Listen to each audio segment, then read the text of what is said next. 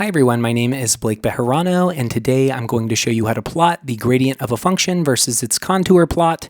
And this is an example that I had found in Gregory Bard's textbook, Sage for Undergraduates, and he had attributed that to Augustine O'Keeffe. But you can see I'm at CoCalc.com, and I'm in my first project with a Jupyter notebook open called Contour versus Gradient. And here's my function f of x and y, which is cosine of x minus 2 times sine of y. And I want to take the gradient of that function.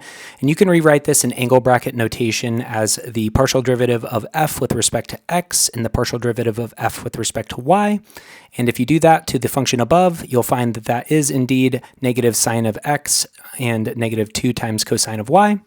But let's get started with the code. So I will basically write the above. So here I have f of x comma y is equal to cosine of x minus 2 times sine of y. And now I want to define the gradient. So gradient is equal to the derivative of f. And now I want my first plot, plot 1, to be equal to, so here we're going to plot the vector field, so plot underscore vector underscore field. So we're going to plot the vector field of our gradient, so gradient, and here we want to define our domain for x, negative 5 to 5, and our range for y, negative 5 to 5.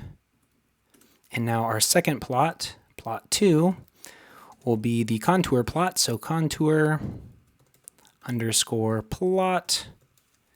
And here we want to take the contour plot of the function f over the domain x from negative 5 to 5, and the range y from negative 5 to 5.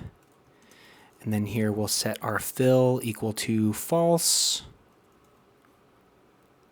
And then lastly, I'm going to use show plot 1 plus plot 2, and I can click run. And there is our nice plot. But this is just a quick tip and trick on using the CoCalc UI to plot the gradient of a function versus its contour plot. Please like, subscribe, and follow for more, and I will see you next time. Thanks again.